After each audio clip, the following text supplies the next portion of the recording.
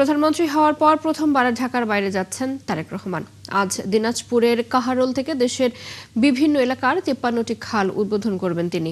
তার সফরের কর্মসূচি নিয়ে ব্যস্ত বিএনপি নেতাকর্মীরা। এদিকে সাধারণ মানুষ উচ্ছ্বসিত প্রধানমন্ত্রীর আগমনে। খালিদ আরাফাতের তথ্য ছবিতে প্রতিবেদন। সোমবার বলরামপুর সাহাপাড়ায় প্রধানমন্ত্রী তারেক রহমান 12.2 কিলোমিটার খাল পুনঃখনন কর্মসূচির উদ্বোধন করবেন। একই সময় উদ্বোধন হবে আরও 53টি খালের। তার সফর ঘিরে দিনাজপুরের সাজ রব। এরই মধ্যে সব ধরনের প্রস্তুতি সম্পন্ন হয়েছে। সমাবেশ স্থলের মঞ্চ নির্মাণের কাজ চলছে জোরে সোরে। পানি সম্পদ মন্ত্রী শহীদুদ্দিন চৌধুরী অ্যানি, প্রতিমন্ত্রী ফরহাদ হোসেন আজাদ, সমাজ কল্যাণ এবং মহিলা ও শিশু বিষয়ক মন্ত্রী ডাক্তার AZM জাহিদ হোসেন, স্থানীয় সংসদ সদস্য মঞ্জুরুল ইসলাম, দিনাজপুর 3 আসনের সংসদ সদস্য সৈয়দ জাহাঙ্গীর আলম, জাতীয় সংসদের হুইপ আখতারুজ্জামান মিয়া সহ জনপ্রতিনিধিরা একাধিকবার খাল খননের এলাকা পরিদর্শন করেছেন।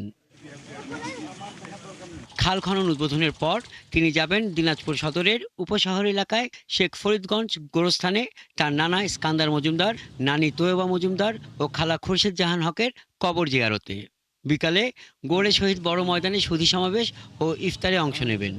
জনাব তারেক রহমান সাহেব আজকে প্রায় 22 বছর পর উনি দিনাজপুরের সদরে পা দিচ্ছেন এবং তার শৈশব এখানে কেটেছে। তার মায়েরও তো শৈশব কেটেছে আমাদের গণতন্ত্রের মা এবং দেশ নায়ক জনাব তারেক রহমানের মা, তারও শৈশব এখানে কেটেছে। তো আমরা দিনাজপুরের মানুষ অধীর আগ্রহে আছি এই 24 ঘন্টা যে ওনাকে আমরা দর্শন করতে পারবো। তারেক রহমানের মা সাবেক প্রধানমন্ত্রী বেগম খালেদা জিয়ার ছোট থেকে বেড়ে ওঠা দিনাজপুরে। তাই তারেক রহমানকে নিয়ে দিনাজপুরের সাধারণ মানুষের উচ্ছ্বাস বেশি। এই যে খাল খনন যে প্রক্রিয়া, এটা নির্বাচনের আগেই একটি প্রতিশ্রুতি ছিল। দিনাজপুরে প্রধানমন্ত্রী তারেক রহমান যখন আসছেন তখন শুধু বিএনপি নেতাকর্মী না, এই উত্তর অঞ্চলের মানুষের, দিনাজপুরের মানুষের একটা আনন্দের ধারা অব্যাহত বয়ে যাচ্ছে। বিএনপির নির্বাচনী ইশতেহার অনুযায়ী দেশের 53 এলাকায় একযোগে খাল খনন কর্মসূচি শুরু হচ্ছে দিনাজপুর থেকে। হাসান আহমেদ, 71।